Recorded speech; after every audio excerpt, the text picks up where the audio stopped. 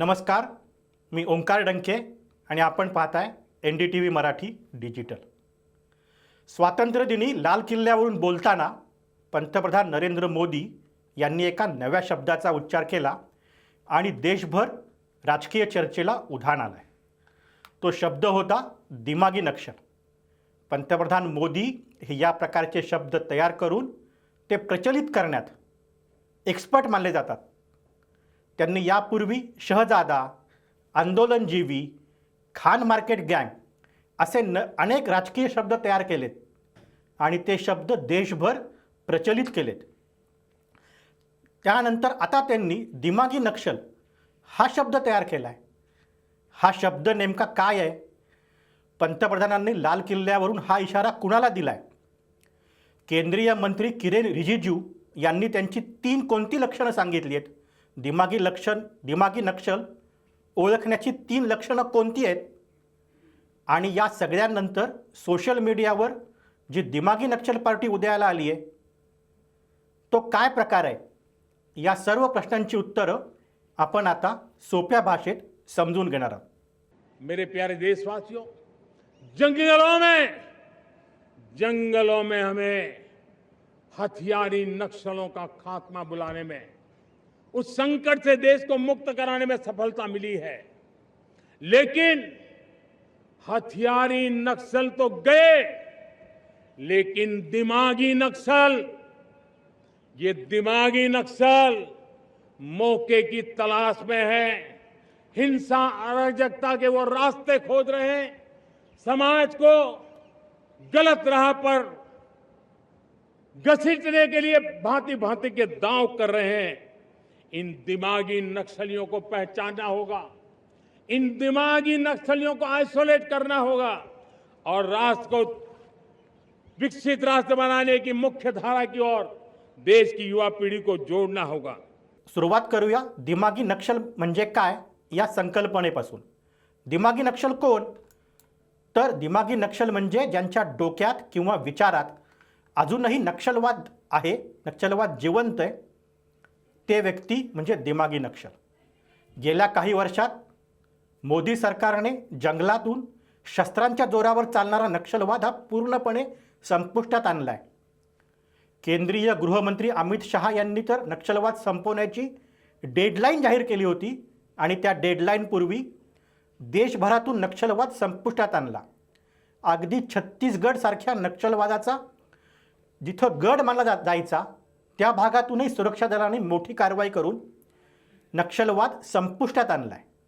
बंदुकीचा नक्षलवाद तरी संपला आहे. ज्या लोकांच्या हातात आता बंदूक नाही आहे, पण ज्या व्यक्ती आपल्या विचारांनी आणि आपल्या प्रभावांनी, आपल्या भूमिकेतनं, आपल्या वेगवेगळ्या लेखनाच्या माध्यमातून माध्यमं, शिक्षण संस्था, प्रशासकीय यंत्रणा यांच्यावर प्रभाव मांडतात, देशात हिंसाचार आणि अराजकता पसरवण्याची संधी हे लोक शोधत असतात. त्यामुळेच अशा लोकांना ओळखणं आणि त्यांना वेगळं पाडणं गरजेचं आहे, असा इशारा पंतप्रधान नरेंद्र मोदी यांनी लाल किल्ल्यातल्या भाषणातून दिला आहे. पंतप्रधान मोदींचं हे भाषण झाल्यानंतर देशभर मोठा गदारोळ झाला आहे. विशेषतः राजकीय वर्तुळामध्ये याचे तीव्र पडसाद उमटलेत. माजी केंद्रीय गृहमंत्री पी चिदंबरम, ज्यांच्या काळात नक्षलवाद अतिशय पीकवर होता, तत्कालीन पंतप्रधान मनमोहन सिंग यांनी देखील नक्षलवादाचं गांभीर्य मान्य केलं होतं. त्यांनी तर ट्विटर ज्याला आता एक्स असं म्हणतात, त्याच्यात एक ट्विट केलं आणि सांगितलं की हो, मी दिमागी नक्षल आहे, याचा मला अभिमान आहे. चिदंबरम यांच्या या ट्विटला केंद्रीय संसदीय कामकाज मंत्री किरेन रिजिजू यांनी उत्तर दिलं आहे. त्यांनी एक्सवर एक पोस्ट लिहून दिमागी नक्षल म्हणजे कोण याची 3 स्पष्ट लक्षणं आणि व्याख्या सांगितली आहे. ती व्याख्या देखील समजून घेतली पाहिजे.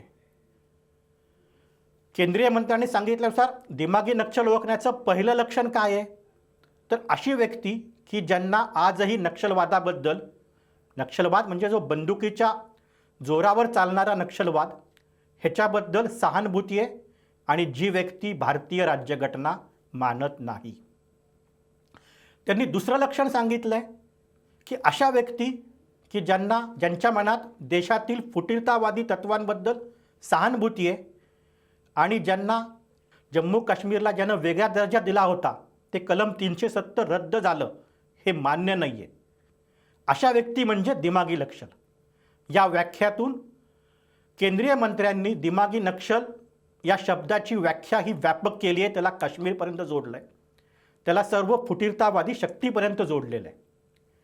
आणि त्यांनी तिसरं एक महत्त्वाचं लक्षण सांगितलं आहे, ते म्हणजे चिकन नेक. म्हणजे आपल्याला देशाचा नकाशा जर आपण डोळ्यासमोर आणला तर सिलिगुडी हा जो बंगालमधला जिल्हा आहे, त्या जिल्ह्याच्या ठिकाणी एक अतिशय निमुळती जागा आहे, त्याला चिकन नेक असं म्हटलं जातं. तर तो चिकन नेक जर तोडला तर ईशान्य भारत हा उर्वरित भारतापासून वेगळा होतो, अशी मांडणी अनेक नक्षलवादी आणि अनेक फुटीरतावादी, भारतविरोधी, राष्ट्रद्रोही मंडळी करत असतात. शर्जील इमामसारखा एका व्यक्ती जो शर्जील इमाम यानं देखील ती मांडणी केली होती. तर ज्यांना चिकन नेक भारतापासून वेगळा करायचा आहे, या देखील व्यक्ती ज्या आहेत त्या व्यक्ती म्हणजे दिमागी नक्षल, असं केंद्रीय मंत्री रिजिजू यांनी सांगितलं आहे. रिजिजूंनी हे स्पष्टीकरण दिलं आहे, पण त्याच्यानंतर हा वाद थांबला आहे का? तर नाही. सोशल मीडियावर वेगवेगळ्या माध्यमातून दोन्ही बाजूनं याचे पडसाद उमटत आहेत.